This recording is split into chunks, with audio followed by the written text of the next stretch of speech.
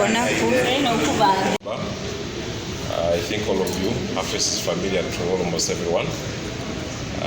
Present here, she's the chairperson of Media and Entertainment for the Busoga Royal Wedding. Ziri a bit limited. Amateeka mangi nnyo contracts ezo ze basaanira.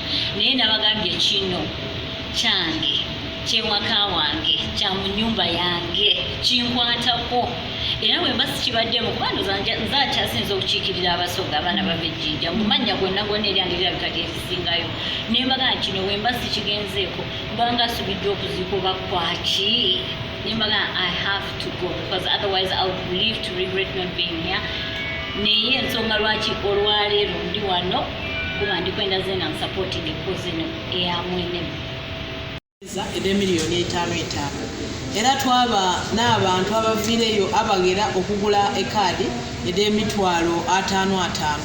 Ekirungi kya kaadi yaffe ey'emitwalo 5 ya muntu mulala, so bw'oyenda okwidda ne mukyalawo kabiri yeno omugulira ki omugulira ekaadi. Twaba nti mukapa endala eyo tuviireyo naki n'akakaire k'essente amuyiseme na mulala bakakaira nti baba bayiseme n'ewaife.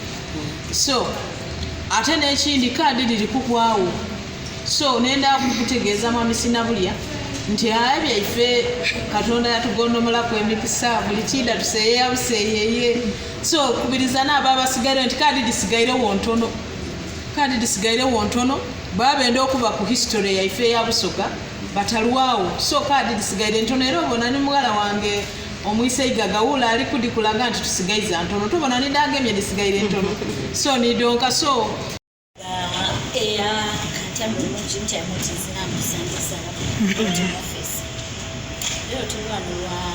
embaga egy'okubaawo eyamwenemu His Royal Highness kyabazinga ensho tulina Busoga Royal Banquet Dinner. Dini eyo tuli kungaanya abantu bona aba OGs nanze yakulirako edinda.